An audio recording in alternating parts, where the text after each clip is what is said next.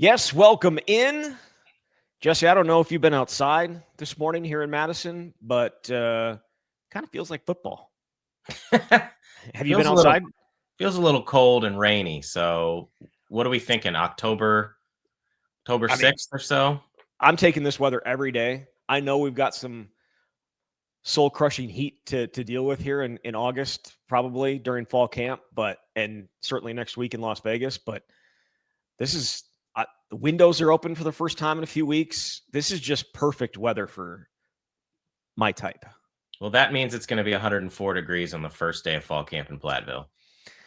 Yep, and we'll ask them to turn the air conditioning on up in the press box, and it'll be like this one little space air conditioner that doesn't actually work, and it'll be fantastic. I look forward to it. Always enjoy Platteville, and that's coming up very, very quick as the Badgers are getting closer to fall camp. They have been on the field here, going through some of their OTAs. We actually saw that yesterday. JJ Watt in town and took in a little bit of practice and then talked to the team as well. But we are getting closer to football, which is nice. Unfortunately, we have some I could say, off the field stuff to talk about to start out.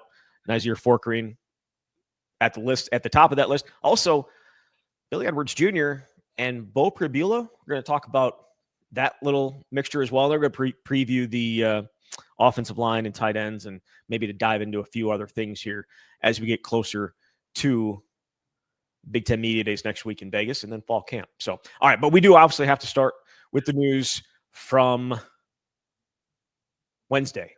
Nyzier Fourqurean, the ruling came down from the Seventh Court of Appeals. It was a 2-1 verdict, and it overturned an injunction that would have allowed Nyzier Fourqurean to play this fall.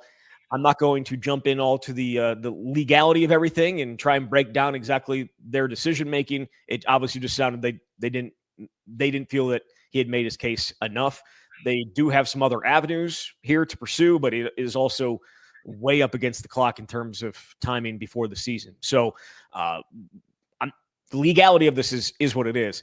The knock, both for Nyzier and for Wisconsin, is significant. Absolutely. And you're right, Zach. The timing stinks because as we're having this discussion, fall camp is slated to start, I believe, in 12 days. So even if you do pursue legal avenues moving forward, we have seen through this process and others, things move slowly. I can't imagine a decision coming down that reverses it in 12 days, if it ever is reversed. And so it stinks for Nyzier because originally he was going to pursue the NFL, and now the draft has come and gone, and some of those opportunities have come and gone. And for Wisconsin, this means that other players are going to have to step into huge roles. Emilio Agard certainly comes to mind because Nyzier very clearly had a starting spot on the outside lockdown with Ricardo Hallman, and you felt good if you were the Badgers about what you had in that secondary. We saw Jameer Latimer the second work in the slot, and so this changes a lot of things for what you're going to do. Do you move somebody else outside and put Austin Brown in the slot, which obviously is a role that he has done before?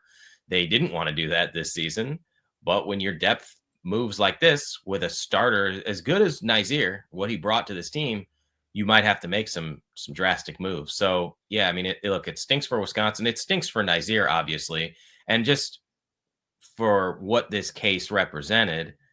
I didn't really feel like this made much sense to begin with because he was playing Division II football under the NCAA umbrella, which is at least differentiated from the whole junior college situation with Diego Pavia. And you can debate the merits of that, but this one just never made all that much sense to me. It felt like Wisconsin was trying to, and I don't knock them for attempting to do so at a time when there was all this movement going on, but exploit a loophole that I didn't know was there.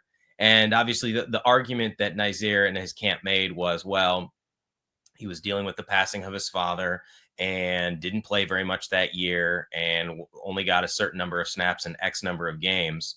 Technically, he did play and used that year of eligibility. And I know that ultimately the reason why Nyzier was allowed to continue on that path, it wasn't specifically about what they were arguing. The judge just said it's completely arbitrary on how the NCAA makes these determinations for eligibility. So it is kind of confusing, and it is a lot of stuff that we certainly didn't have to deal with even a year ago.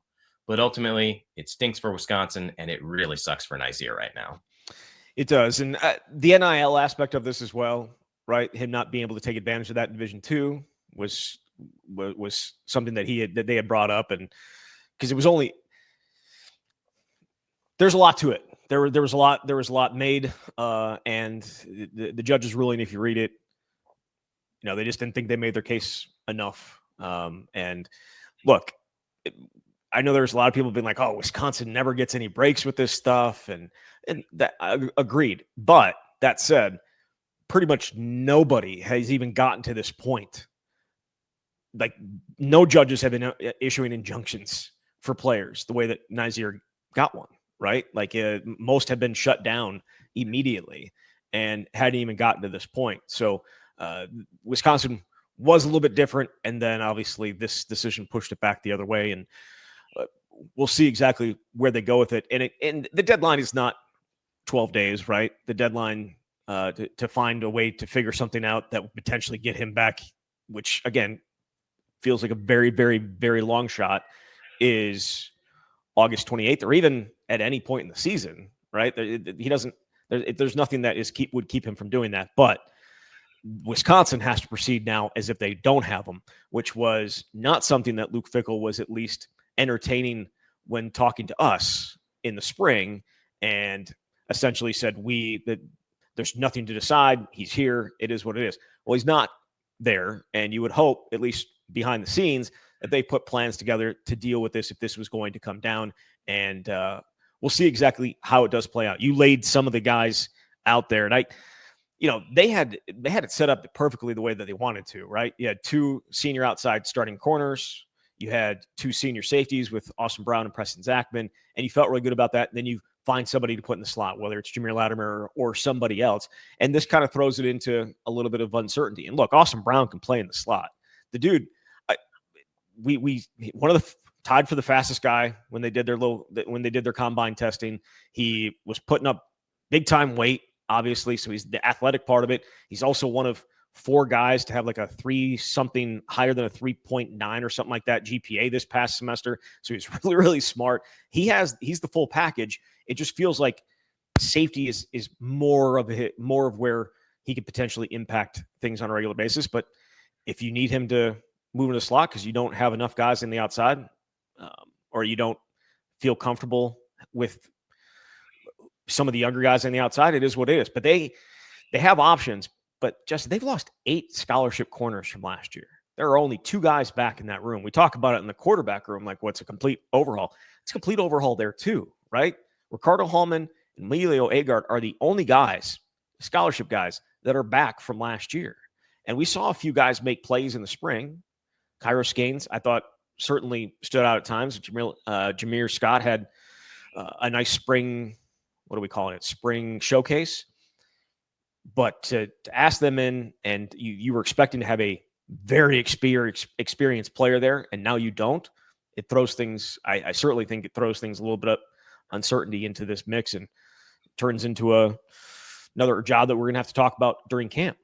2 things. One, to go back to the Nyzier Fourqurean situation being overturned or reversed, Ross Dellinger, who we had on the show a few weeks ago, who's been covering all of this for Yahoo Sports, I think he put it out there on X that 20 of the 23 cases had been overturned at this point. So am I right on that? Well, no, I don't even know it was overturned. I think it was just decided in favor of the NCAA.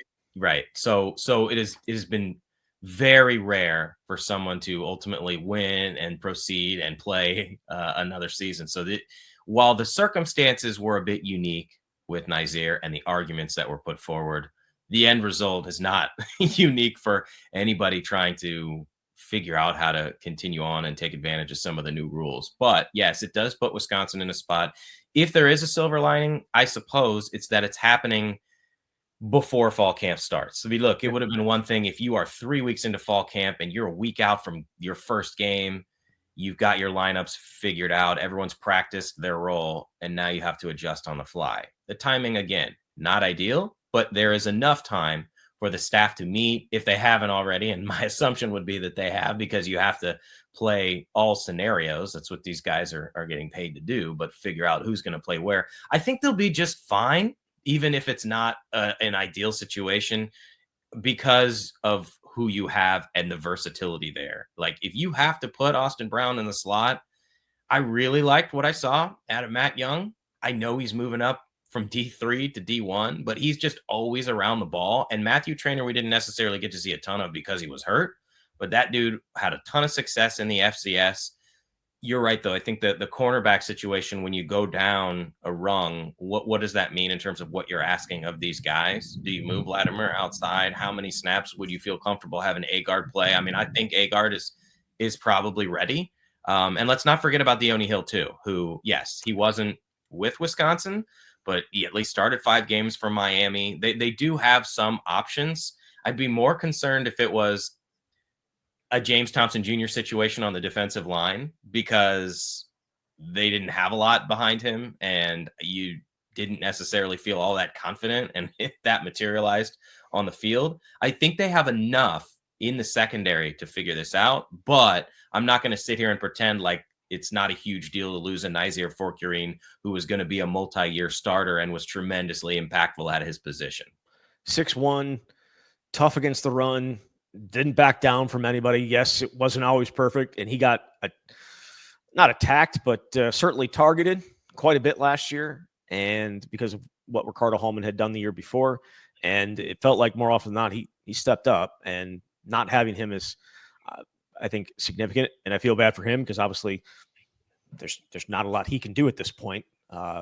Playing football this year doesn't seem like it's going to be a possibility, and that whether it's at Wisconsin or otherwise, it just is unfortunate for him. But it was also kind of the risk that they were taking in doing this. So this is just, I guess, the position that they find themselves in. But I think Deone Hill probably plays a bigger. Again, I know Emilio Agard is a guy that's back, and we've talked about him. Deone Hill played quite a bit in the spring, and I would assume that he would be one of the first guys up, along with Latimer and then Agard as well. And how exactly they fit those guys, I think, is probably going to be interesting to find out. It sounds like we're doing our cornerback preview or our secondary preview. We may do that next week as we get a little bit clearer picture after we get a chance to talk with Luke Fickell in Las Vegas and just have a little better idea of exactly what their plan is going forward there at that position. The other news, did you have anything else you wanted to touch on there? Just that I would be curious to know what Nyzier thinks about this whole situation, other than it completely sucks. I know he put out. I was gonna say.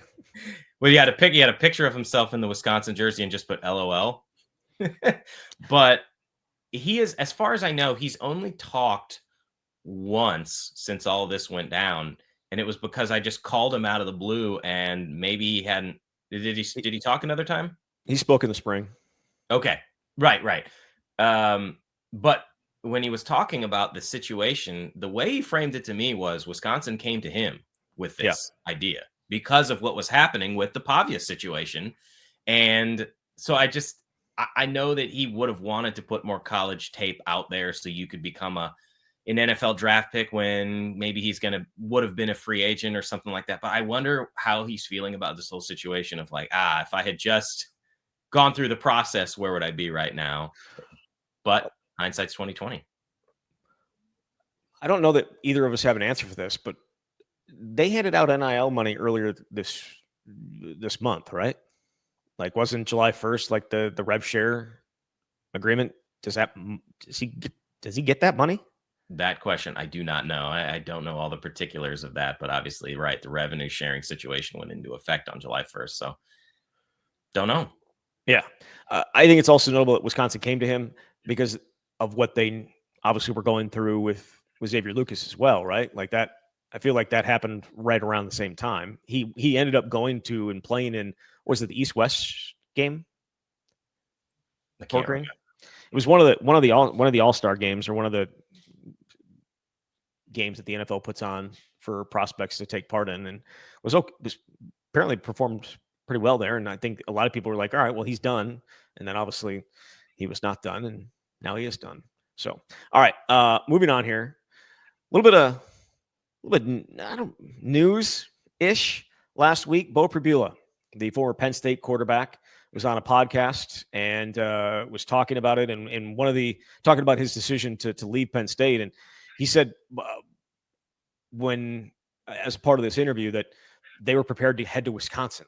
And I don't know that they were prepared to head to Wisconsin and commit to Wisconsin, and then the next day they signed somebody. And that next day was Billy Edwards Jr. And so I believe Beau Pribula went to the portal on the 16th of December, and Billy Edwards Jr. committed almost the same day, maybe the day after he went to the portal. But either way, I think Beau Pribula was a guy that we talked about in early December when we were talking about quarterbacks and guys could potentially show up, because we saw what he did in relief of Drew Aller in that game in October, and looked really good and felt like it could be a nice piece to Wisconsin's offense. And instead they get Billy Edwards Jr. Do you have first of all, your reaction to the news, and also, do you have one that you like more than the other? That one's really tough. Obviously, they've got different skill sets. How did Beau dice up Wisconsin? I mean, he was able to do it in multiple ways. I think they were probably more prepared for the mobility, and then he started making some great throws, because that's how Penn State utilized him. If you've got two quarterbacks, but they have different skill sets, you have to prepare different ways. They would have had him on the run a lot more, I think. Would have looked more like a Carter Smith, where just put an option tag on it and let him go to work. It's hard to say, because Beau has 2 years left. Yeah, I think so. And so there's that element where if you would have brought somebody in with multiple years. On the other hand, would other quarterbacks in the room be willing to wait multiple years? There's a lot. I like Billy. I like the leadership and everything that he's brought off the field. I think he did the most with what he had at Maryland, that had a bad offensive line and a bad running game. I think he threw at least 40 times in 6 different games, and obviously put up really good numbers, like 2,800 plus yards. But when you see what Beau did to Wisconsin, it's hard not to think about what he could do. It's just that Wisconsin's defense is not on the level of Ohio State, Alabama, Oregon, Michigan. You can go down the list. I do think it's interesting, though, the timing of all of this. I knew that Wisconsin was at least interested in Pribula at the time, and why wouldn't you be? Obviously didn't know that he was going to plan for Wisconsin to be his first visit, but everything happened so quickly, and Pribula talked about this in that interview, that there's sort of a domino effect. But Billy Edwards Jr. was someone that Wisconsin identified right away. They brought him up here, and if I'm not mistaken, Edwards took a visit to Virginia immediately thereafter. Now, I think Virginia ended up getting a quarterback around that time, and Billy's looking around, realizing, I'm not going to be able to take every visit to all the schools on my list. I think I remember talking to him about this in the spring, or when he first committed here. There were multiple schools. He'd already been to Wisconsin. You've obviously got a great financial opportunity, a chance to start for 1 year. So he wasn't going to wait. I don't know whether if Beau took a visit, he would have committed immediately, or if he would have wanted to visit multiple schools. Wisconsin was not in a position to wait.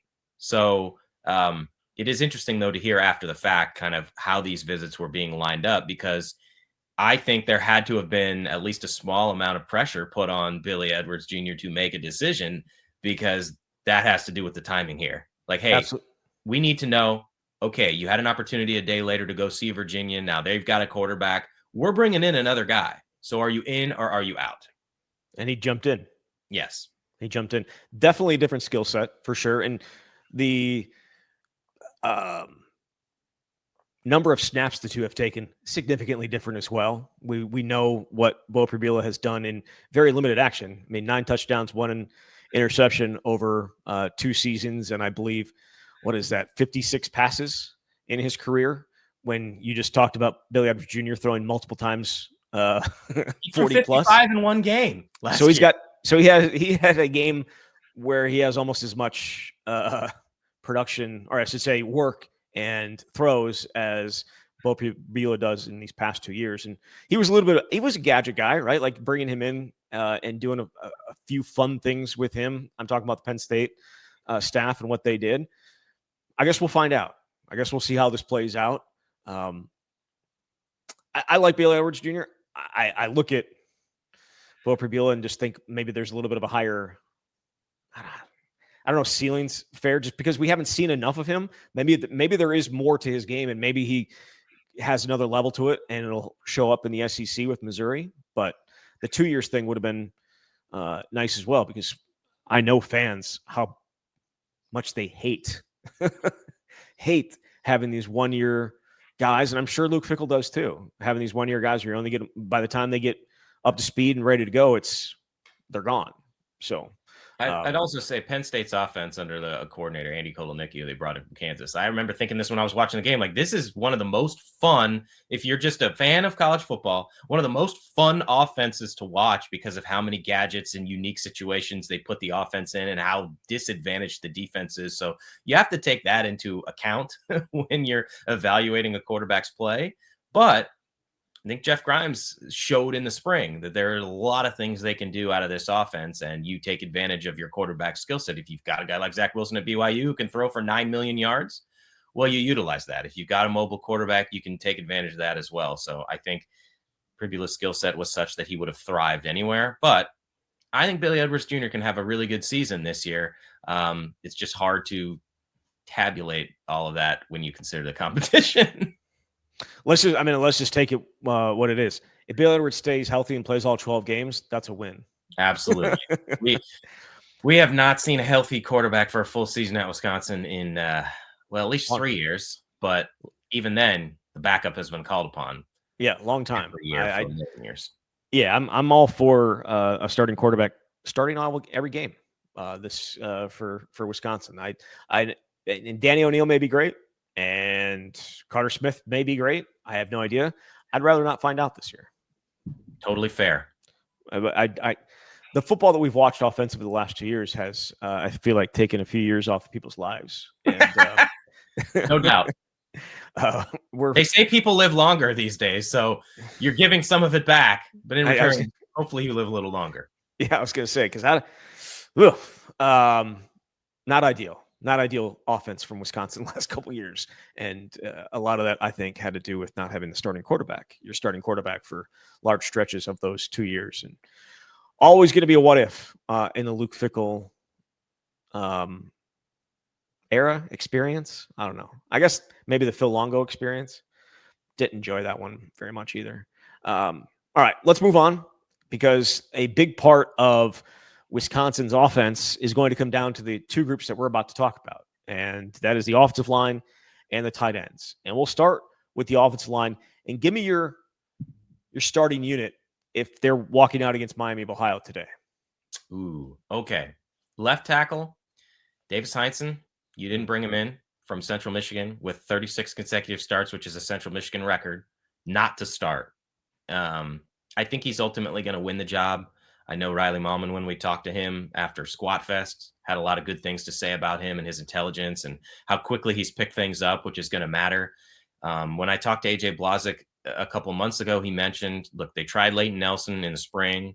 AJ said that Leighton was still battling through some injury issues, so he wasn't 100%, but very clearly they didn't feel like they had enough there, and that's why they went to the portal. Left guard, you've got Joe Brunner. Center, you've got Jake Renfro. The right guard one is the toughest. I'm just going to go out on a limb and say Emerson Mandel wins that job. I won't be surprised if it's Kerry Kadenko. He's been very consistent, but when you talk about upside, why wouldn't you want Emerson Mandel there very early in his career as a redshirt freshman to be a multi-year starter? He's going to have to earn it. We'll see who's healthy and how that shakes out. That's the biggest question mark to me. And then right tackle, obviously, Riley Malman. So I'm looking at, obviously, left tackle. How quickly does Heinsohn adjust? Do they even consider making any changes? Because he's going to get every opportunity to be the guy. Yeah. And I think he'll earn it. But right guard, we saw in the spring, what did they do? The first 3 days of practice, they had 3 different guys there. So I don't want to forget about JP Benchwell too. Heck, he may end up winning the job. It's just, can you be healthy? I just think Mandel gives them the highest upside. It feels like Blazik loves Kerry Kadenko. Mm-hmm. Like, I think it's earned. Loves to, well, I'm not saying it's not. I feel like he's earned it, earned that love. And while everyone is just kind of thinking it's going to be somebody else, it very well could be Kerry Kadenko earning that spot. A guy who has played mostly center, but a backup. We've seen him at center most of his time here, but now obviously a guard, and it feels like AJ Blazek loves him to the point where it could give him a little bit of an edge here, just because he's the older guy. Yes, he's the older guy. Obviously, JP Benchall has been hurt quite a bit, and Emerson Mandel is a redshirt freshman. I do think sometimes a fan base can bemoan the guy that you don't want to see if he's playing, and like, oh, Yes. let's see the younger guy. This is a situation where when you've got that many guys vying for a spot, if you end up being number one, no matter how much you may love a guy, it's because you earned it and you were the most consistent over the long haul. And so that would not be the worst thing in the world if you got the guy that you believe is best for the situation, because it means Emerson understands he's got more room to grow and needs time to get better. But I also think you're going to see what has AJ said since he came in, a pair and a spare, right? Now, I don't think you're going to necessarily see 8 guys in a given game, but some of these guys, especially at a position like that, you could see maybe every few series somebody else is coming in. And so it's not like if you're the number 6 guy, you're not going to play at all. But again, that is the spot that I'm watching most here on the offensive line as we get to fall camp. What's the saying? A pair and a spare. That's what he said. So you want to get your 6 and your 7, and then whoever your 8th guy could be, you could potentially play multiple roles. I've never heard that. Apparently I haven't been paying enough close attention to AJ Blazek. He probably said it on this show, which is no, I think he said it in camp or something like that in his first year. All right. Well, it would not surprise me. Maybe it was Jack McNell Jr. I'm so old I can't even remember who said what, but I know that you want to go into a season with more than 5. And the good news is we can get into the rest of the offensive line. Yeah. They've got options. It's just they are inexperienced options for the most part. Correct. So you think Davis Hines is going to take that job? What if he doesn't? Yeah. Well, if he doesn't, I'm just going to say it's Leighton Nelson. I don't think they want to get in a spot where they move Joe Brunner to left tackle but maybe they feel like their guards are good enough. Joe can do it. I mean, Dude is nasty. He's versatile. I love everything about him in terms of what you think a Wisconsin offensive lineman should be. And I just had him on an interview for our little Badger Bite segment at Badger Connect. So shout out to the shameless plug there. But in front of a roaring fire too. Yeah, gotta love it. Gotta love the ambiance. But how warm was it in there? It's well temperature controlled. So I think it was fine. Was the fire putting off any heat? No, I don't think so. Maybe if I sat directly in front of the fire. Okay. But it felt like it was close. It was like a room I'd never been in inside Camp Randall Stadium, like right over where the outdoor I don't know where it is, where sometimes they do the interviews in the end zone. Okay. Yeah. Go. But the south end zone. Yes, I just like everything about what Brunner provides. So if you did do that, then you'd need to slide over your left guard situation. So maybe it's a Kerry Kadenko and an Emerson Mandel. But I don't know, how much do you want to disrupt your whole line? So you have to think about those questions. But Leighton Nelson, Joe Brunner. If you do Nelson, though, you don't have to disrupt the rest of it. But is he good enough right now to be protecting the blind side? Yeah, I think that there is. I guess if I'm saying that I'm sitting here right now and being asked who that next guy is, if it's not Davis Hines, I'm going to go Joe Brunner. I don't know that Leighton Nelson is ready for that yet. And as you said, maybe still fighting through coming back from the injury from last year. He did not look ready in the spring based on what we saw. And Joe Brunner got a few reps out there at left tackle during the spring showcase. And I think that's certainly there's a chance. And we already knocked away the chance that Riley Mahlman could move over to left tackle. It seemed like that is not going to be something that they want to do. He's open to it if they need it, but lock him in at right tackle. Behind them, though, there's a lot of young talent that may or may not be ready to play. Obviously, Kevin Haywood, not having him is as big as an injury. Like I as bad as losing Nyzier Fourqurean is, I think it's a bigger loss to not have Kevin Haywood. And I know that's saying a lot because we know how big of a loss Fourqurean is just based on some of the guys behind him. I think Kevin Hayward's a bigger loss, but he's part of a group of very young offensive linemen that they're going to be counting on to play key depth roles this year, right? I agree that it's a bigger loss, and it's not saying that Haywood is a better player than Nyzier. It's completely about the rest of the room, and the secondary has, I think, a better ability to cover up for losing Nyzier, even though Nyzier was tremendous. So you're right. You just look at the roster in general, and the guys who've got are presumably in their last year, mostly because we think Riley Mallman is gone after this year. He's going to earn an NFL draft spot, but Davis Oh, Hines. he's a senior. Oh, is he? Yeah. Okay. My bad. Davis Heinzen, Kerry Kadinko, Jake Renfro, JP Benchwell, Riley Mallman. And then after that, you've got Brunner. We've talked about Leighton Nelson. Barrett Nelson, to me, I don't know where he's going to be at. Obviously, he was injured and missed all of spring and certainly feels like it's a long-term injury. Will he be available? Because then you're going down into your last two recruiting classes. And what exactly does that look like? Now, they had Nolan Davenport playing with the twos, who was a freshman early enrollee. We have yet to see Cam Clark and Logan Powell because they came in the summer, and Powell was a four-star guy from Arizona. But you know how hard it is for a true freshman to earn a spot. So is Colin Cubberly and Rylan Corey, Emerson Mandel, are those guys ready? And I'm eager to see in fall camp whether that's what happens. I would say Emerson Mandel, probably just because he is competing for a starting job. Ryan Corey feels like he's competing for the backup center job. And, Colin Cubberly has been kind of moving around. He moved around a bunch last year and can play guard or tackle. And I guess we'll see exactly how that all plays out. But a lot of really young, intriguing guys that maybe aren't ready to play this year. I don't know that there's a Kevin Haywood that shows out enough that they're going to be able to, they would be comfortable enough putting him in. But it's a good group, definitely a good group, and a lot of young emerging talent that we'll see here over the next few years. You would assume. Breakout player at the offensive line spot. Who do you got? A breakout is a guy who we've not seen very much. So I guess I'll just go Emerson Mandel. If I say I think he's going to start, then I'm going to pick him. I'm not going to pick Davis Heinzen. Dude started 36 games. Yeah. Look, I know Joe Brunner's played a lot of football. I feel like he's a guy that emerges into all Big Ten type of player.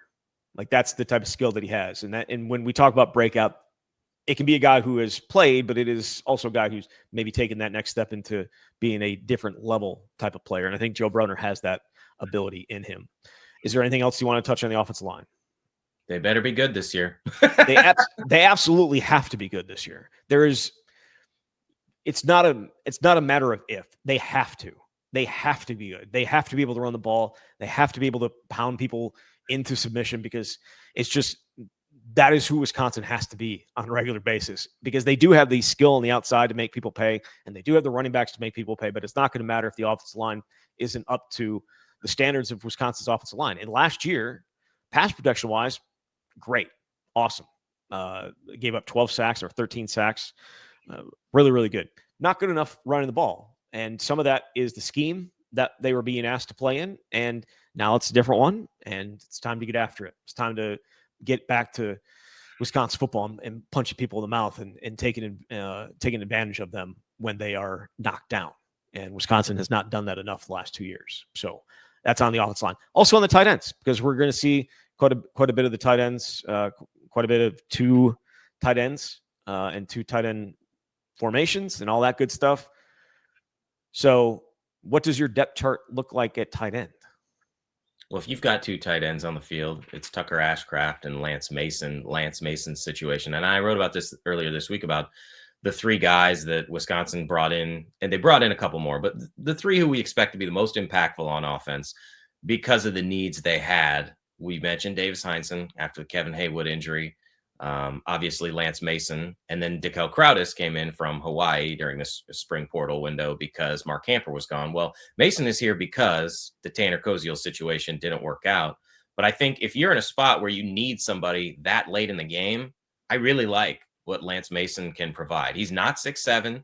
He even talked when I talked to him, like he knows he's a different type of player from a Tanner Koziel. Koziel caught 8 touchdown passes at Ball State last year, and they were all in the red zone. I thought he was going to thrive in that kind of situation. But what Mason can do is be really versatile. He lined up at a lot of different positions when he was at Missouri State.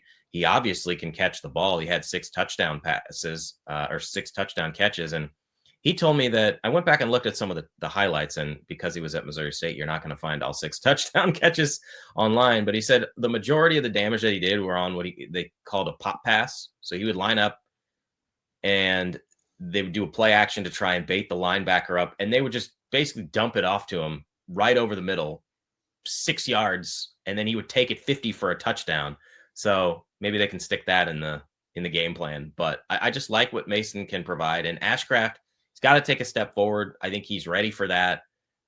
The rest of the room, it's interesting because Jackson Aker obviously was talking to us from the tight end room.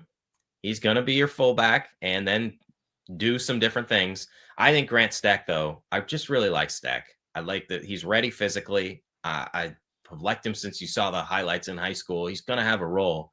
They've got the bodies there, but starting with Ashcraft and Mason is a big deal because you have experience there. Yeah, I like the top 3. That is your top 3, right? Like Ashcraft, Mason, and Grant Steck, right? Yes, I mean that's your top 3. Well, it depends what you want then JT do with Jackson Aker. Well, again, he wanted to be called fullback. I'm going to call him a fullback. He is. I just am I wrong in that? He is. But okay, so is he going to play 20 snaps at fullback? Are you going to put him 15 snaps as a tight end? He's so versatile that he can do that. But obviously, if he's lined up as a fullback, you've got those 3 other guys as your top. I'll be shocked if he lines up in line as a tight end more than a couple times. Like they're not going to line him up as an inline tight end. Did you see the pictures from Squat Fest where they had like all the different position groups? Maybe if you guys are looking for them, they're up on our he is like they dwarf him. Like he's 6'1", maybe. He is not an inline tight end. He is going to be a guy that's going to be that H-back. He's going to be a fullback. So yes, he talked to us from the tight end room, and yes, he's listed as a tight end, but he wants to be listed as a fullback. So I'm going to list him as a fullback. But take him aside. I feel like we're a little semantics here, Jesse, but the top 3 guys are the ones that I just mentioned, right? I think so. Jackson McGowan obviously still here, but if for what this offense is, I mean, I think Steck is just a great fit. And when we talked to him in the spring, he battled multiple injuries and yet never missed a practice. Like tough guys, a lot of tough guys in football would certainly put him in that camp, but has the ability to catch passes. Certainly was worked on that. When he came in here, he was like 255. I thought he physically was ready then. So that would be my expectation. And they've got a couple freshmen. Emmett Bork was here in the spring, did some good things. Zy Davis is coming in here. But when you've got that much experience and you need to be a smash mouth type of offense, you're going to lean on your more physical, more veteran guys. Yeah, absolutely. Absolutely. How big of an impact do you think the tight ends have this year? Is it, man, they have not been, a tight end hasn't really truly like hit you in the face and like stood out since Jake Ferguson. Right. And that was 2021. I certainly would expect them to be more impactful than what we saw the last couple of years. In year 1 under Phil Longo, I think Hayden Ricci was your leading receiver as a tight end and it caught 11 or 12 passes or something like that. But it's always tough when you start trying to predict what the numbers are going to be because you just don't know what the distribution is going to look like, especially when you're going to be more of an offense that emphasizes the run. How many opportunities are there going to be for a tight end? But I mean, Lance Mason and Tucker Ashcraft, I think both of those guys can get, I mean, it's not going to sound amazing, but 15 plus catches, 20 plus catches. They have that ability. This is a great segue. Because there was a question from you, or I should say a question to you in your mailbag at Badger Connect. And it was, Jesse, tell me break down what you think the stats are going to look like for the wide receivers, and I assume the tight ends as well, just like the receiving numbers. What are they going to look like? And we have no clue because there's so many new guys. We let's just be fair about it. We have no clue. So you came up with a very intriguing and enterprising idea to task me with coming up with those numbers by using NCAA Football 26. And I did that, and the numbers feel a little unrealistic, but Slightly. but I'll let you run them down because it was a little funny, like putting them together, and I'm like, this is just insane. Some of the numbers that were put up, it felt like Wisconsin may still have been in the air raid offense era with some of these numbers. Yeah, so I'm pulling it up right now. I tasked you with going through. I said, just give me a full season simulation on EA Sports and tell me what the numbers are. And somehow this simulation had Billy Edwards Jr. throwing for 3,549 yards, which would be a school record, surpassing Russell Wilson, who got to play 14 games. And Jaden Ballard, they had for 71 catches, 1,142 yards. That's 16.1 yards per catch with 8 touchdowns. They must have looked at his speed and just thought he's a burner. He's going to beat everybody over the top. That would be the third best season in terms of receiving yards in school history. So it was a great line. It was great. It was amazing. They had Cade Yakimelli running for 464 yards and scoring 14 rushing touchdowns. I really should have just run it again. I had to take DeKel Crowdus out of it because we haven't seen him. I don't know exactly what he is going to be. He is the fastest receiver on the team, but I took him out when I was doing this. They went 6-6 in this simulation. They went 6-6. They lost to Miami of Ohio, which I don't even want to. I don't even want to see the internet if they lose to Miami of Ohio. Like I feel like it'll break. I feel like the Wisconsin online experience will break if they lose to Miami of Ohio. However, 2 weeks later, they go down to Alabama and win. So 6-6, went to the Cheez-Its Bowl. Didn't include those stats because if the NCAA doesn't include stats, I'm not including bowl stats either. But the tight ends, Lance Mason, 43 catches, 427 yards, 4 touchdowns. Would you take that from Lance Mason? I certainly would, yes. Okay. All right. Vinny Anthony, Trechka Kahuna, the 2 and 3 in terms of guys catching passes. It was fun to watch. Billy Edwards also 206 yards rushing and 3 more touchdowns. 21 touchdowns, 12 picks. Is that what you said? I don't even know if I put that in there. Yeah, 21 touchdowns, 12 picks, 61% completion percentage. Only ran it once. And the offense was off the charts. The defense was not as good as it needed to be. So we'll see how that turns around. Tucker Ashcraft, 12 catches, 109 yards. Probably want a little bit more from him. I'd say so. Look, I'd take the under, but only slightly with both Vinny Anthony and Trechka Kahuna. I feel like they weren't so out of whack. The Jane Ballard numbers are preposterous.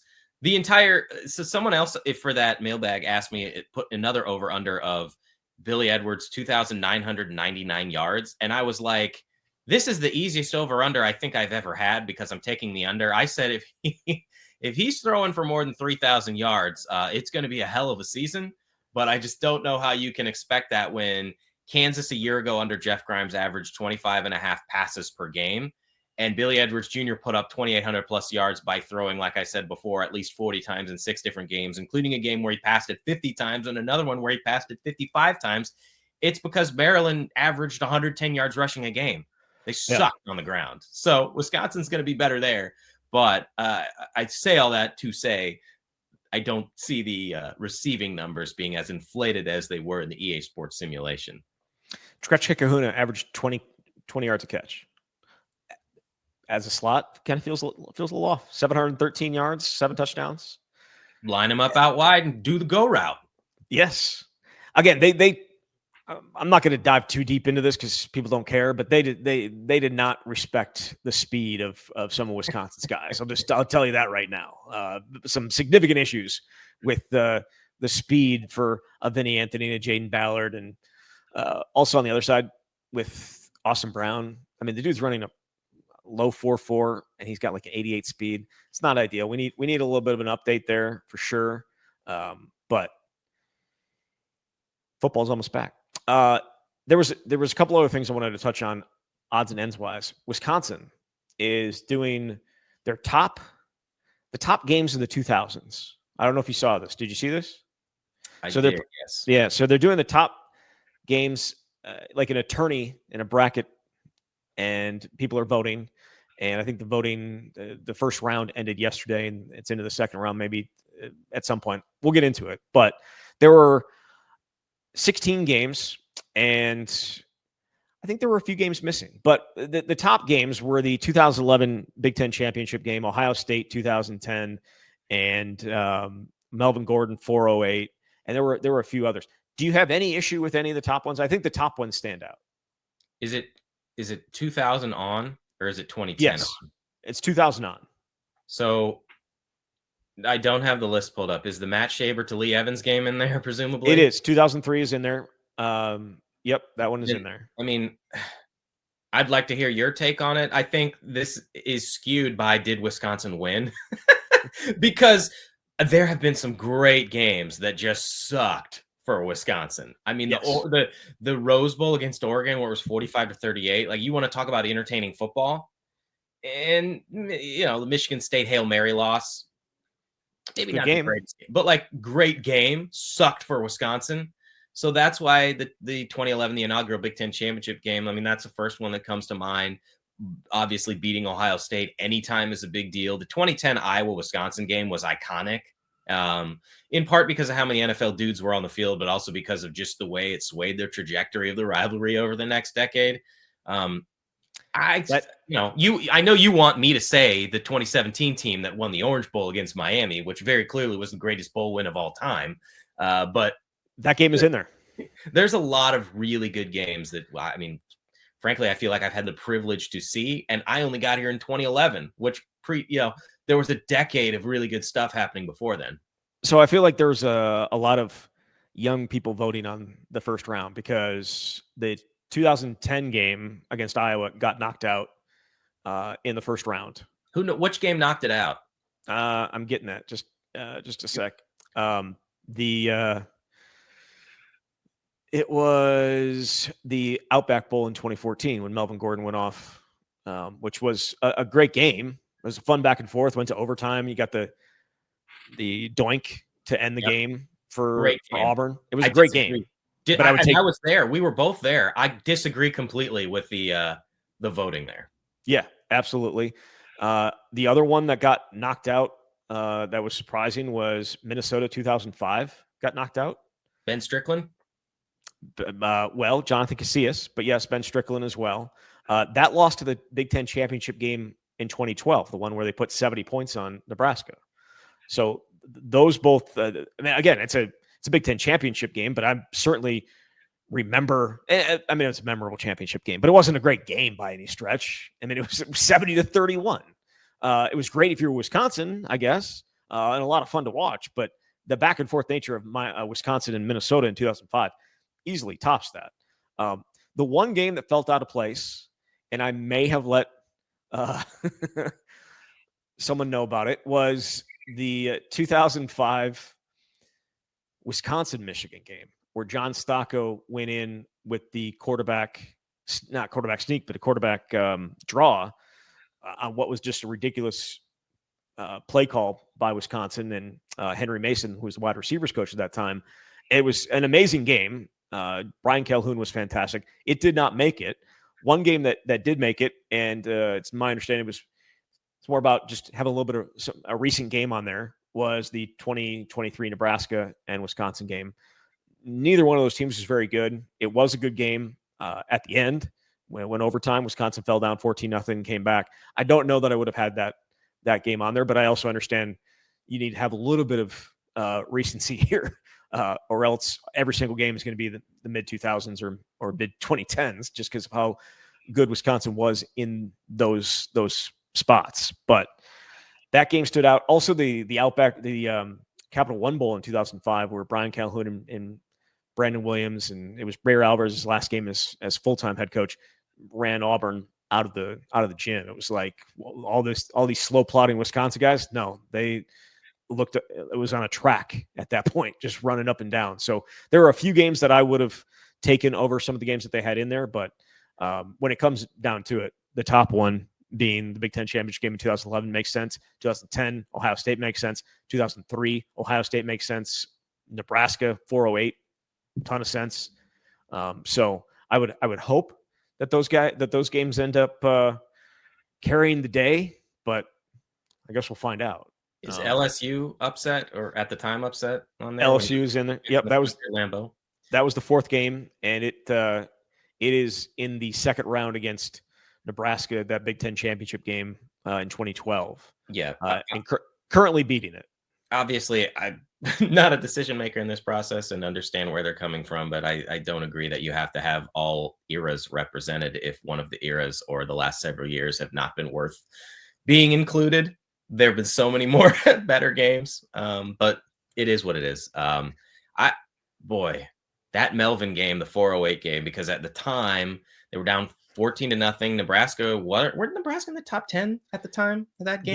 They were definitely in the top 20, and also had one of the top rushing defenses in the country coming into that game. Awesome. And it also comes down to what are the stakes, which is why I think the voting went the way that they did in some of these instances. Yeah. Regular season game versus championship game, bowl game, whatever. But how privileged are we to have been able to see a lot of these games and so many other games that were great games that aren't even on the list? Yes, I just voted for Wisconsin-Michigan State Big Ten championship game over the Orange Bowl. I do apologize to you for that because I know I'll get over it. I know the Orange Bowl tops everything that you've seen in your time at Wisconsin. No, it doesn't. Right. It does not. No, it was a great win. This is false. It was a great win. Again, the 2010 game at Iowa definitely deserves it deserved just the back and forth nature of it and how it ended. And that deserved to be a higher, or deserved to go around to the second round over a bowl game against a nice Auburn team. I'm not saying it's not. I'm just saying it's not that level. The 2010 Ohio State and the 2003 Ohio State game are matched up in the second round. That is as tough of a choice as you possibly could have. I know what's going to win, undoubtedly. Beating the number one team in the country is going to win. But if you were at the 2003 game and the entire day that it was a more memorable day for me at that time, because living just off of Breeze Terrace. The game was an 8:00 game. The weather kind of sucked, but it was just a classic Wisconsin Barry Alvarez game where you just keep it close, and then hit a big time play, Shaver to Evans. You have the choking of Jim Sorgi. I mean, there's a lot in that game. Again, the 2010 game is going to win and probably deserves to win. I just don't think it's going to be as big of there shouldn't be as big of a difference between them, but I know there will be. I'm going to put you on the spot. Give me your 3 games that aren't on this list that you haven't talked about yet that can include Wisconsin losing. Because I feel there have been so many great games where Wisconsin lost. I mean, you already mentioned the 2012 Rose Bowl where Oregon and Wisconsin going back and forth the way that they did. The 2011 Wisconsin-Michigan State game, the Hail Mary game, the 2011 Ohio State-Wisconsin game, where Russell Wilson brought them back late, scoring a couple late touchdowns, take the lead, and then obviously Braxton Miller did what he did. There are quite a few. The 2017 Big Ten championship game. That's what I was going to say. Because Wisconsin was 12-0. Yeah, 2017. They're 12-0 for the undefeated regular season for the first time in 100 years at the 43-yard line with it down 6, a chance to go to college football playoff. Like, I get the next 4 plays didn't turn out very well, but my God, just to be like on the sideline in that situation, either way, you're going to be witnessing history. But if Wisconsin wins, I mean, no disrespect to all the other games, but would have been the greatest win maybe in program history. Not even, I mean, is that a controversial hot take statement to make? Like, you would have been 13-0, you would have just beaten Ohio State, and you'd be in the college football playoff for the only time. The only thing I wonder is if they then went into the playoff and lost the way that Ohio State lost in the playoff, which was 31-0 to Clemson. There is that. Maybe we think of it differently, but that one obviously is up there. I think the 2016 Big Ten championship game against Penn State, where you have a lead, can't hold it, but you still had a chance late on to win it, and you just couldn't get a first down, couldn't get the yard that you needed to get a first down and keep that drive going. I remember being in the end zone in 2017 or waiting in the end zone where they would have scored a touchdown and just being like, it's going to be epic either way. And if they had been able to finish it, it would have been remarkable. There are a lot of, I mean, the 2012 Ohio State, Wisconsin, that 2012 had a ton of really good games that Wisconsin did not come out on the winning side of. Lost in overtime, Urban Meyer's first year, right? Yep. 2012 at home in that. I think that was the season finale or the home finale, because I think they went to Penn State the next week and also lost in. I think that was overtime too, wasn't it? Yeah, I think there were like 3 overtime games or something like that. Yeah, not ideal. 2010, the Rose Bowl against TCU. It wasn't a great game by any stretch, but then at the end where you get John Clay running downhill and just, why didn't you give the ball to John Clay more? Brett Bielema was actually on Part of My Take a couple of weeks ago, and Big Cat brought that game up and just wondering why he didn't get the ball more often. And that is a game that apparently still sticks with Bielema, because he was like, yeah, that one stinks. There are so many, Jesse. It's crazy. I go back to 2005. They were 9-0 going to East Lansing maybe, and it was a tight game in the first half, and they got stopped at the goal line. I still think AD got in, jumped in over and for a touchdown. And excuse me, that's not 2005. That was 2004, and thought he got in, and he didn't. And Michigan State went on like a 49. They ended up winning like 49 to something. So I feel like there's way too many of them. If I'm being we just went through about 30 of them. Go back to 2000. They almost got out of the shoebox suspensions undefeated. They obviously beat Oregon in that stretch, but had to beat Western Michigan, and then they also had Cincinnati, and they needed a late touchdown to beat Cincinnati. And then the next week against Northwestern, they were so close to getting past all those suspensions. And that team, again, I still think, and Barry Alvarez has said, is probably the most talented team that he had. And who knows if they're able to figure that one out. Way too many games. Why'd we go negative here at the end? I don't think we did. I think they're good memories, even if Wisconsin lost. You're talking about games that were national relevant games, which I think we yearn for. Yeah. Yep. And then, yeah, there are others, but we won't dive into that because I could probably go all day with it. But yeah, there a lot of really fun games, a lot of games that probably could have gone the other way, and Wisconsin fans obviously would have liked to have gone the other way. All right. We'll be back next week. Big Ten Media Days out in Vegas. Hoping to do a couple shows out there and catch up with Jesse maybe a little bit later in the week as well. And yeah, Jesse, thank you very much. Thanks, Zach. All right, there he is. Jesse Temple from Badger Connect. You've been listening to The Camp.